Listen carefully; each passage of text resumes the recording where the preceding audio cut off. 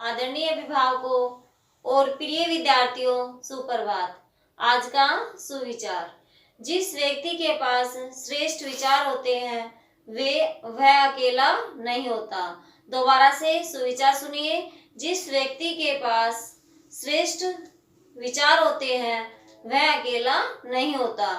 तो बेटा मान लीजिए आपके कोई मित्र नहीं है तो आपको हमेशा पॉजिटिव ही सोचना चाहिए। आपके अच्छे विचार होंगे तो आप कभी भी अकेले नहीं होंगे। तो ऐसे ही हमें अच्छे अच्छे विचार सोचने चाहिए, हमें नेगेटिव थिंकिंग नहीं लानी चाहिए। ठीक है, तो आज हम वसंत भाग 2 में पढ़ेंगे पाठ 15 जिसका शीर्षक है नीलकंठ और इसकी लेखिका है महादेवी वर्मा।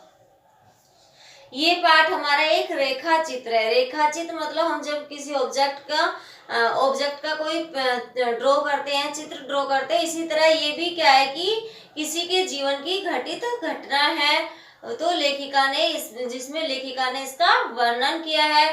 तो पाठ शुरू करने से पहले इसमें मैं बता देती हूँ कि इसके कुछ कठिन शब्द हैं, उनके अर्थ देख लीजिए और फिर हम अपना पाठ शुरू करते हैं।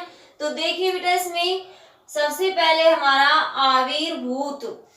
आविर्भूत, प्रकट, मुनासिब, उचित, नीलाभ, नीली चमक वाली, मार्जारी, बिल्ली, कायाकल्प, रूप परिवर्तन, शावक, बच्चे, मूंजी, कंजूस। तो ये कुछ हमारे कठिन शब्दों के अर्थ थे। तो अब मैं पाठ शुरू करती हूँ। मैं बताना चाहती हूँ कि सबसे पहले जब मतलब जो हमारी लेखिका है महादेवी वर्मा, जिन्होंने ये पाठ लिखा है नीलकंठ, नीलकंठ एक मोर का नाम है। तो लेखिका को क्या है कि जीव जंतु जानवर से बहुत ही लगाव होता है और वो इन सबको अपने एक जाली घर में रखती है, उनको पालती है, उनकी देखभाल करती है। तो एक बार क्या होता है कि जब लेखिका किसी अपने रिश्तेदार को छोड़ने के लिए जाती है तो उसको रास्ते में जब वापस आती रहती है तो उसको एकदम से अचानक याद आ जाता है कि खरगोश और चिड़िया वाले दुकान पे उसको देखकर वो याद आ जाता है। तो उस दुकान के लिए वो अपने ड्राइवर को कहती है कि उस दुकान की तरफ चलो, और वो इशारा करती है। फिर वो उधर अपने उस दुकान पर जाती है जिस दुकान से वो ये सभी पक्षी वगैरह, ये चिड़िया वगैरह खरीदती थी। वो उस दुकान के पास चली जाती है और उस दुकानदार का नाम है बड़े मियाँ, जो बहुत ही कंजूस भी होता है। तो क्या है कि जब वो जाती है तो जैसे वो गाड़ी से उतरती है तो लेखिका अपने ड्राइवर को चले जाने के लिए साइड में कहती है और वो जाती है वो दुकानदार के पास। जैसे ही वो जाती है, लेखिका के बोलने से पहले ही वो शुरू हो जाते हैं, गुरुजी ऐसे, ये वो कहती कि ऐसे शंकर के क्या है कि शंकरगढ़ के एक चिड़ी मार मतलब चिड़ियाओं को मारने वाला, पक्षियों को मारने वाला, कि शंकरगढ़ के एक चिड़ी मार ने दो छोटे छोटे बच्चे लाया है और वो मुझे किसी को देने का मन नहीं करता है, क्योंकि वो इतने सुंदर और इतने एक मतलब मन को लुभाने वाले बच्चे हैं कि मैं किसी को उनको मारने के लिए तो दे नहीं सकता हूँ। वो ऐसे महादेवी जी वर्मा को कहते हैं। तो महादेवी जी वर्मा बिना कुछ बोले हुए, और वो उनको कहती है कि ये उन्होंने मुझे 30 रुपए में दी और मैंने किसी को भी ये नहीं दिए, क्योंकि मैं नहीं चाहता कि किसी को मारने के लिए मैं इन बच्चों को दूं। तो ये सब बिना कुछ कहे महादेवी वर्मा सुनती रहती है और वो उनको क्या है कि 35 रुपए बड़े मियाँ को देकर और उन बच्चों को और पूछती है कि वो बच्चे कहाँ हैं, दोनों बच्चे कहाँ हैं, या चिड़िया के दोनों बच्चे कहाँ हैं। तो पूछती है तो उसको एक जाली का एक पिंजरा सा होता है, छोटा सा पिंजरा होता है, उसके पास ले जाता है, दिखाता है। तो उस पिंजरे को उठाकर लेखिका अपनी गाड़ी में रखती है। तो ऐसे लगता है जैसे कि वो पिंजरा इतना छोटा होता है कि उसमें जो दोनों पक्षी है, ऐसे लग रहा है कि जैसे नकली किसी ने सेट कर दिए हुए, मतलब उनके पंख तक भी नहीं हिल पा रहे थे, इतना ज्यादा छोटा था। और ऐसे लग रहा था जैसे कि ये दोनों पक्षी इस पिंजरे को लेकर ही उड़ जाएंगे। वो मतलब ऐसे लग रहे थे कि जैसे अभी ये बाहर निकलना चाह रहे। तो क्या है कि लेखिका उन दोनों बच्चों को ले जाती है। जब वो अपने घर पे जाती है तो उनके घर वाले उसका मजाक बनाते हैं कि आपको बड़े मियाँ ने ठग लिया है, क्योंकि वो कई बार ऐसे पशु और पक्षी खरीदने में वो ठगी गई थी। तो क्या है कि वो थोड़ा चिड़चिड़ी सी हो जाती है और कुछ नहीं कहती है। वो उन दोनों बच्चों को अपने स्टडी रूम में ले जाकर अच्छे से उनको एक पिंजरे में रखती है, और पिंजरे में रखती है, उनका पूरा ध्यान रखती है, खाने पीने का सब कुछ ध्यान रखती है। जब वो थोड़े से बड़े हो जाते हैं और जब उनका डर भी खुलता है, तो वो क्या है कि कभी लेखिका की कुर्सी के नीचे, कभी इधर उधर, और ऐसे मतलब घूमते फिरते, कभी लेखिका के सिर पर भी बैठ जाते थे वो। तो इस तरह से क्या है कि लेखिका का कमरा था, वो जो पढ़ाई का था, वो स्टडी रूम था, वो थोड़ा गंदा होने लगा। और कई बार तो क्या कि उन्होंने जो लेखिका के जो अपने बेकार कागज वगैरह, जो डस्टबिन होता था ना, तो उन दोनों पक्षियों ने, उन दोनों चिड़िया ने वो अपना घर बना लिया और उसमें ऐसे ही करने लगे। तो लेखिका ने सोचा कि लेखिका का जब कमरा भी गंदा होने लगा, इस तरह से वो करने लगे, कभी कहीं कभी इधर उधर घूमने लगे, तो लेखिका ने मन बना लिया कि इसको मैं जाली घर में छोड़ूंगी, इन दोनों को जाली घर में छोड़ूंगी। क्योंकि लेखिका ने जाली घर में और भी बहुत सारे पक्षी जानवर पाल रखे थे, जिसमें कि एक कबूतर था जिसका नाम था लक्का, जो एक नस्ल कहते हैं, ठीक है। तो लक्का कबूतर था एक, और जिसमें एक बीच थी जिसका नाम था कजली, और एक कैट भी थी चित्रा, और इसमें तोते भी पाल रखे थे लेखिका ने उस जाली घर में अपने में। और खरगोश भी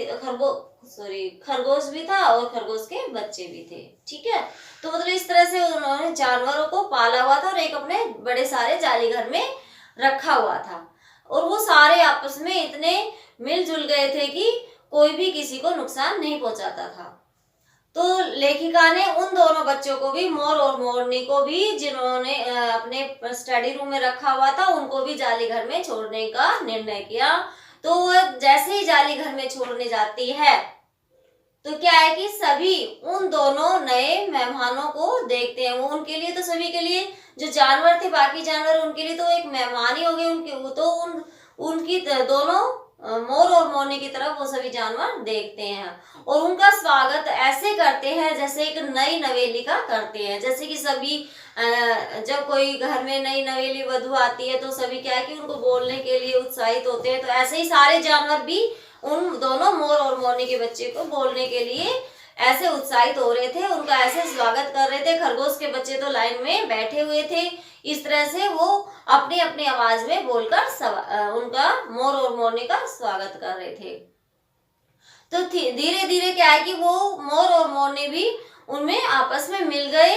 और फिर उनका क्या है कि मोर का क्या है कि उनका विकास होने लगा, वो बड़े होने लगे धीरे धीरे। उनकी जो सर पे जो कलगी होती है वो गहरी होने लगी। मोर की कलगी जानते हैं, जो मोर के ऊपर ऐसे लगी होती है, वो उसको कलगी कहते हैं। तो उससे वो जो कलगी है वो गहरी होने लगी। और जो गर्दन है, गर्दन भी क्या है कि एक धूप छांव की तरह लगने लगी, कि कभी तो जैसे धूप में देखते तो उसका अलग रंग दिखता था, छांव में देखे तो अलग रंग, और बहुत ही सुंदर लगने लगी। और उसके जो पंख थे वो रंग बिरंगे, क्योंकि मोर का जो रंग है वो रंग बहुत ही अच्छा है, और रंग बिरंगे उसके पंख थे। और जो उसके पंख पे जो आकृति बनी हुई थी, जो आलेख किया हुआ था, वो जो आधे चांद की तरह किया हुआ था। तो इस तरह से वो मोर बहुत ही सुंदर लगने लगा, बहुत ही अच्छा उनमें मोर में विकास हुआ। तो सबसे सुंदर सभी जानवरों में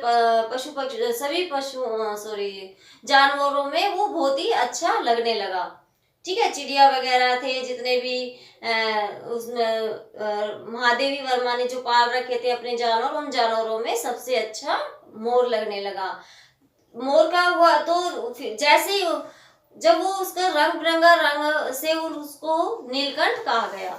तो नीलकंठ नाम तभी पड़ा था जब उसके जो गर्दन थी, नीलकंठ मतलब नीलकंठ नीला है जो कंठ, तो मोर का जो गर्दन था वो नीले रंग का था, गहरे नीले, कभी हरा, ऐसे मतलब कलरफुल था एक तरह से।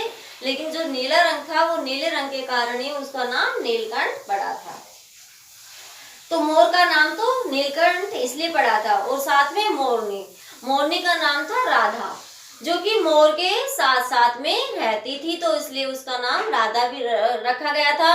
लेकिन क्या है कि नीलकंठ की बजाय, मोर की बजाय मोरनी इतनी अच्छी, मतलब उनका विकास इतना ज्यादा नहीं था, वो इतनी सुंदर नहीं थी, क्योंकि मोरनी वैसे भी थोड़ी छोटी होती है मोर की बजाय। और इतना मतलब उसकी जो पूंछ होती है या उसके जो पंख होते हैं वो भी इतने बड़े नहीं होते हैं, उनसे छोटे होते हैं। जितना सुंदर मोर लग रहा था इतने मोरनी नहीं लग रही थी। लेकिन क्या है कि धीरे धीरे दोनों सभी जानवरों में इतने घुल मिल गए थे कि जो नीलकंठ था या जो मोर था वो तो इन सभी जानवरों का सेनापति बन गया था। वो अगर कोई एक दूसरे को कुछ कहता तो वो क्या है कि अपनी चोंच से पकड़कर उनको डांटता समझाता, हर तरह से उनका ऐसे ध्यान रखने लगा, किसी को भी मतलब कोई नुकसान नहीं पहुंचाता था। वो उनसे सभी जानवरों से प्यार भी करने लगा। तो वो ऐसे आपस में घुल मिल गए थे। तो एक बार क्या होता है कि उस जालीगर में एक सांप का बच्चा आ जाता है। तो सांप का बच्चा आता है तो किसी का भी ध्यान नहीं होता है, और सांप का बच्चा एक खरगोश के बच्चे को अपने मुंह में दबा लेता है। मोर क्या है कि जाली घर के बाहर बैठकर एक पेड़ पर, आम के पेड़ पर बैठा होता है, और वो उसका मोर का ध्यान रहता है, वो देख लेता है। तो जैसे मोर जब उसको देख लेता है तो जब वह उतर कर आता है, वो मोर उस आम के पेड़ से उतर कर आता है और उस खरगोश के बच्चे को जैसे तैसे करके सांप से बचा लेता है। फिर क्या है कि जो मोरनी होती है, मोरनी सभी जानवरों को खबर देती है धीरे धीरे कि जाली घर में कुछ गड़बड़ है। सभी जानवरों को ये सब खबर दे देती है कि जाली घर में कुछ गड़बड़ है। और जब तक मोर बचा ले तो उसको, खरगोश के बच्चे को सांप से बचा लेता है, उसको मार देता है सांप को।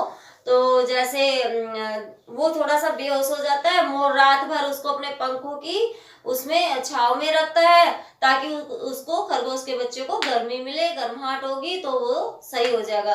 तो जैसे जब लेखिका आती है तो वो सब, खरगोश का बच्चा भी ठीक हो जाता है। तो इस तरह इसमें लेखिका ने मोर को वीर कहा है, और एक उनको मोर को कला से भी बहुत ही प्रेम है माना जाता है, बहुत ही प्रेम करने वाला माना जाता है, क्योंकि वो एक कलात्मक ही है। उनका जो कलर है, रंग है, उनकी जो आकृति है बहुत ही सुंदर होती है, और मोर हमारा राष्ट्रीय पक्षी भी माना गया है। ठीक है बेटा। दूसरा इसमें क्या है कि एक और आता है इसमें मैंने आपको ये भी नहीं बताया शायद, जो इसमें चित्रा है वो बिल्ली है, और कजली है वो बिच्छू है, मतलब तो ये सब होते हैं उसमें, जानवरों में भी और पक्षी में भी। चिड़िया वगैरह होती है, खरगोश, कबूतर, तोते, ये सारी चीजें होती है। तो फिर क्या है कि एक और मोर का प्रवेश होता है। क्या है कि महादेवी वर्मा किसी काम के लिए जाती है, तो बड़े मियाँ के दुकान पर उसको कुछ काम होता है तो वहां जाती है। तो बड़ा मियाँ, दुकानदार जो बड़े मियाँ है, वो महादेवी वर्मा को दूर से ही बोलने लग जाता है और कहता है कि, और जब वो कहता है कि एक मोरनी, चिड़ीमार एक मोरनी ऐसे पकड़ के लाया है कि उसके पंजे में बहुत ज्यादा घाव है। तो क्या है कि महादेवी वर्मा कुछ न बोलते हुए भी उसको भी क्या है कि ले लेती है 7 रुपए देकर, और ले आती है अपने आगे वाली सीट पर, गाड़ी में बैठा कर ले आती है। तो उसको 1 महीने तक अपने उसी स्टडी रूम में रखती है, उसकी देखभाल करती है, मरहम पट्टी करती है। और फिर जैसे वो ठीक हो जाती है, थोड़े से उसके जो उंगलियां वगैरह वो टेढ़ी मेढ़ी होती है, तो महादेवी वर्मा उसका नाम कुब्जा रखती है। और उसके नाम से जो नाम रखा गया वो उनके लिए सही साबित भी होता है, सिद्ध भी होता है। क्योंकि क्या है कि कुब्जा जो मोरनी है, उनका स्वभाव थोड़ा सभी जानवरों से अलग था। वो किसी को पसंद नहीं करती थी, सबको मारती थी, नहीं किसी से ज्यादा, नहीं उनका किसी से मेल मिलाप हुआ।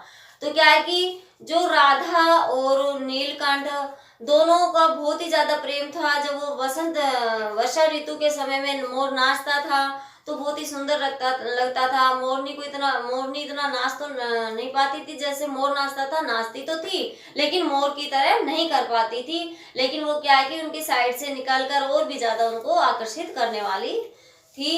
तो क्या है कि जब कुब्जा आ जाती है उनके जीवन में, तो कुब्जा नहीं चाहती है कि राधा नीलकंठ के साथ रहे, क्योंकि कुब्जा नीलकंठ को चाहने लगी थी। और जब राधा को नीलकंठ के साथ देखती थी तो उसको मारती थी, उसके पंख वंख तोड़ देती थी, इस तरह से उसके साथ बुरा व्यवहार करती थी। तो एक बार क्या है कि राधा ने अपने बच्चे अंडे दे रखे थे, 2 अंडे, तो उसको कुब्जा को पता चल गया, और कुब्जा ने क्या है कि जैसे ही मौका मिला राधा के अंडे को तोड़ दिया। वो मतलब फोड़ दिया या तोड़ दिया, जैसे भी उन्होंने अपने पंजे से तोड़ दिया। तो फिर ऐसे मतलब वो नीलकंठ से राधा को अलग कर दिया। तो नीलकंठ को जब राधा से अलग कर दिया तो नीलकंठ भी क्या है कि जब लेखिका आती थी तो अपने जाली घर में, तो पहले की तरह नाचता तो था, लेकिन उनकी जो आंखों में शून्यता रहती थी, जो अकेलापन रहता था, वो राधा की वजह से, क्योंकि राधा को अलग कर दिया था तो उनकी आंखों में एक अकेलापन रहता था, मोर की आंखों में वो इतना खुश नहीं रहता था। तो वो अपने हाथ में चने खिलाती थी, वो सारा काम करता था, चने भी खा लेता था, नाश्ता भी था, लेकिन क्या है कि वो अकेलापन ज्यादा महसूस कर रहा था। तो क्या है कि वो कभी तो इस वजह से कुब्जा के कारण वो उस जाली घर से उड़कर कभी आम के पेड़ों पर जाकर बैठ जाता था, कभी इधर उधर बैठ जाता था। तो एक बार क्या हुआ कि लेखिका ने देखा कि मोर नहीं है जाली घर में, तो वो ढूंढने के लिए चली जाती है। तो जाती है तो देखती है कि पहले कुब्जा भी जाती है, कुब्जा भी मोर को ढूंढने के लिए जाती है।